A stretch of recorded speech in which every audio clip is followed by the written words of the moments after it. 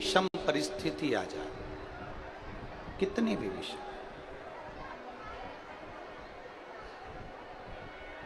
उस विषम परिस्थिति में केवल एक नारी, उस विषम परिस्थिति में केवल एक स्त्री, उस विषम परिस्थिति में एक स्त्री, एक नारी एक ऐसी होती है जो उस विषम परिस्थिति में, चाहे वो आपके घर की माँ हो, आपके घर की बहन हो, आपके घर की बेटी हो, आपके घर की धर्म पत्नी हो,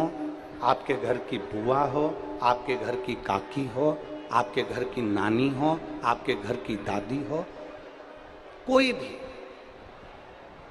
आपकी विषम परिस्थिति में जब सामने विषम परिस्थिति आकर खड़ी होती है, उस जगह पर अगर कोई मार्ग ना सूझे, उस जगह पर अगर कोई मार्ग ना मिले, कोई मार्ग आपकी बुद्धि में आ ही ना रहा हो, तब घर की नारी के पास में, घर की स्त्री के पास में 5 मिनट बैठो और उनसे अपने मन की बात कहो, जरूर कोई ना कोई हल निकल कर सामने आ ही जाता है। कोई ना कोई हल जरूर आए, कोई ना कोई हल आपके सम्मुख में निकल कर आएगा। और एक और बात अपने स्मरण में लीजिएगा, अगर आप घर की स्त्री को अपनी कोई बात नहीं बता सकते, घर की नारी को अपने हृदय की बात नहीं बता सकते और विषम परिस्थिति में फंसे हुए, बहुत विषम परिस्थिति, तो अशोक सुंदरी का जो स्थान होता है, देखिए थोड़ा ध्यान दीजिएगा, आप लोग एलईडी पर भी ध्यान देना और आस्था चैनल पर भी ध्यान देना। तो किस स्थान पर हम अपनी विषम परिस्थिति में अगर उसे स्पर्श कर ले, विषम परिस्थिति में अगर कोई तकलीफ की घड़ी चल रही है, तो हमारा मात्र स्पर्श और थोड़ी देर वहां स्पर्श कर कर अपने मन की बात को कह देने पर भी हमारी समस्या, हमारा दुख समाप्त होता है। जैसे ये शिवलिंग है, ये जलाधारी है और सामने अशोक सुंदरी का स्थान। अब ये सामने जैसे अशोक सुंदरी का जो स्थान होता है, उस अशोक सुंदर वाली स्थान पर अपने हाथ, सीधे हाथ की 3 उंगलियां, मात्र 3 उंगलियां आप अगर स्पर्श करें और पंचाक्षर मंत्र नमः शिवाय, षडाक्षर मंत्र ओम नमः शिवाय या श्री शिवाय नमस्तुभ्यम का मात्र स्मरण करते रहे और कुछ देर उस स्पर्श करी हुई उंगली को थोड़ी देर रखने के बाद अपने हृदय से लगा के अपने मन की बात कहकर, भले आपने जल चढ़ाया नहीं चढ़ाया, और अपने घर को लौट कर आ जाएं, वो विषम परिस्थिति टल ही जाती है, उसका समय का दुख तकलीफ नष्ट हो ही जाती है।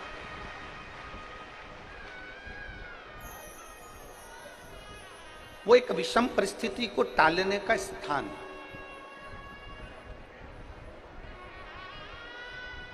कहते हैं कि जब हम अशोक सुंदरी वाले स्थान पर, जब हम हाथ का स्पर्श करते हैं, अशोक सुंदरी वाले स्थान पर जब हम हाथ का स्पर्श करते हैं और स्पर्श कर कर जब हम अपने मन की बात कहते हैं, तो वो बात महादेव तक, माता पार्वती के माध्यम से, अशोक सुंदरी के माध्यम से पहुंच जाती है और भोलेनाथ हमारे मन की दशा को जानकर आशीर्वाद दे ही देते हैं। वो विषम परिस्थिति। और शंभु शरणे पड़ी, एक विषम परिस्थिति के समय पर भगवान शंकर को याद करना, एक विषम परिस्थिति के समय पर अशोक सुंदरी की जगह का स्पर्श करना, एक विषम परिस्थिति के समय पर बेलपत्र के वृक्ष की मिट्टी का स्पर्श करना, या विषम परिस्थिति में घर की स्त्री, घर की नारी, घर की बहन, घर की बेटी, घर की दादी, घर की नानी, घर की माँ, उसके पास में 5 मिनट बैठकर अपने मन में हो रही क्षुब्धता को, अपने मन में आ रही विषमता को प्रकट कर। विषम, हमने एक बात पहले कही, आप लोगों के स्मरण में होगा, किस किसने सुना है? जिसने सुना होगा वो बताएंगे। हमने पहले कथा में कहा था कि नारी का आधा शरीर देवादिदेव महादेव का होता है। सुना था कि नहीं सुना था? बोलो, जम के तो बोलो। सुना था ना सबने? स्त्री का, नारी का आधा जो स्वरूप है, स्त्री का आधा जो भाग है, स्त्री का आधा जो स्वरूप है, वो पुरुष का अर्थात